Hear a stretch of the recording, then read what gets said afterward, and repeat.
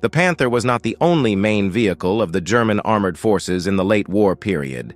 It shared this role with the Panzer IV. Most Panzer IV models were equipped with effective 7.5 cm KWK-40, L-43, or L-48 guns, allowing the destruction of Soviet T-34-85, as only less than 6,000 were built by the end of the war, which did not allow the replacement of all Panzer IV.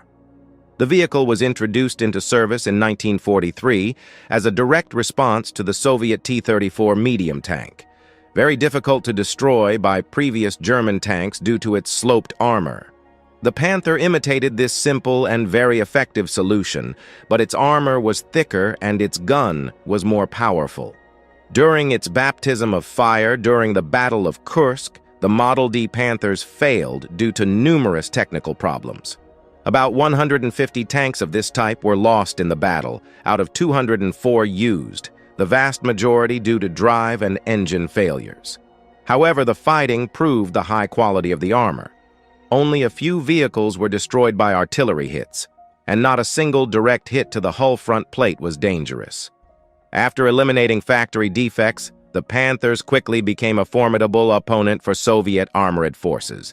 In direct combat, the Panthers were definitely more technically advanced than both the T-34, versions with a 76mm gun, although the ballistic properties of the Panther's gun were also superior to the 85mm gun, and the M4 Sherman, the main tank of the American troops. Thicker armor and a stronger gun gave the Panther an advantage in duels with enemy medium tanks. However, a serious disadvantage was the high unit cost and time-consuming production. Nearly 6,000 Panthers were produced by the end of the war, while a total of approximately 100,000 T-34s and Shermans were produced. Only the introduction of the IS-2 heavy tank and heavy armored guns by the Russians gave Soviet tankers a better chance against the Panthers. When making this comparison, however, it must be remembered that the Panther weighed about 45 tons, which is 13 tons more than the T-34 and Sherman, which weighed about 32 tons. One can even argue that the Panther should be considered a heavy tank, because, for example, the Soviet IS-2, classified as a heavy tank, weighed 46 tons, which was slightly more than the Panther. The main advantage of the tank was its thick frontal armor and an accurate gun capable of penetrating any enemy medium tank. One weakness was side armor similar to that used on other medium tanks. The most effective Allied tactic against the Panther was to use numerical superiority to attack it from the flank. After the end of World War II, approximately 50 Panther tanks were equipped with the French Army. The armored battalion of the 503 Regiment stationed in Mourmelon had vehicles of this type. By the end of 1950, it was rearmed with 60 French ARL-44 tanks, equipped with Maybach HL-230 engines used in the Panther tank. The tank's armament was the German KWK-42 L-70 tank gun, considered one of the best guns produced during World War II. The high accuracy and significant muzzle velocity of the bullet posed a serious threat to every Allied tank.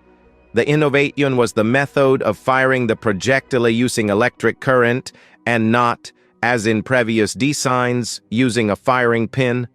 The real threat to the Panther tank was the Soviet D-25T gun used in the IS-2 tank. The effectiveness of the 75mm KWK-42 L-70 gun was consistent with the ballistic performance of the Soviet 122mm D-25T tank gun, the significant drawback of which was the complex loading process, due to the use of split ammunition. A development version of the KWK-42 gun was used in the French post-war AMX-13-75 light tank. The tank was produced in 3 versions: A, D, and G. The most frequently produced version was the G, with 3,740 pieces, produced from March 1944 to January 1945. The disadvantage of the first version's D was too weak side armor and a faulty shutter control system in the exhaust system, which led to many failures. Soon, a new version A appeared, which turned out to be much better than its predecessor. The new vehicle uses a ball-type mantlet instead of the retractable MG-34. A new commander's turret and many faulty installations have been changed. However, this version was not perfect either. Hitting the lower part of the mantlet caused a ricochet into the hull roof, which could have resulted in the death of the driver or radio operator and damage to the gearbox. To prevent ricochets, the version was created G, which had a thicker and less rounded gun mantlet.